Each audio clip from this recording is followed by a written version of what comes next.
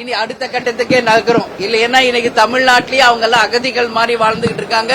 பக்கத்து மாநிலம் பாண்டிச்சேரியில 5000 ரூபாய் கொடுக்கறப்போ இன்னைக்கு இந்தியாவிலேயே மிகப்பெரிய ஸ்டேட் தமிழ்நாடு. ஏன் உங்களால வெறும் 2000 ரூபாய் ஏன் கொடுக்கறீங்க? கேட்டா 1000 ரூபாய் மகளிர் கொடுக்கறோம், கல்விக்கு கொடுக்கறோம், இலவசமா சோறு போடுறோங்கிறீங்க.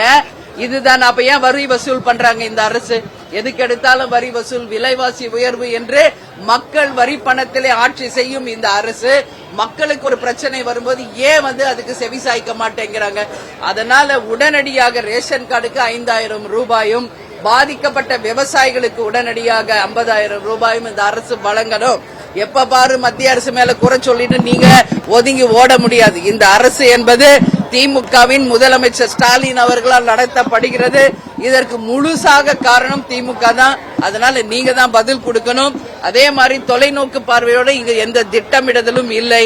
தமிழகம் முழுவதும் அனைத்து துறைகளும் அனைத்து மாவட்டங்களும் எல்லா வகையிலும் பாதிக்கப்பட்டிருக்கிறது.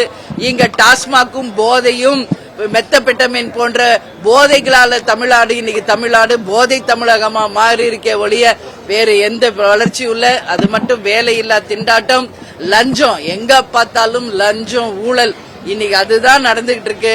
எல்லா விஷயத்திலுமே இன்னைக்கு கலெக்ஷன் கரப்ஷன் தான் நடக்குது. இதெல்லாம் மாறி மக்களுக்கான ஆட்சியா இன்னும் இருக்கிற ஒரு வருஷமாவது இந்த அரசு நல்லபடியாக நடத்தணும்னு சொல்லி நான் கேட்டுக்கிறேன். சரியா? நன்றி. நன்றி.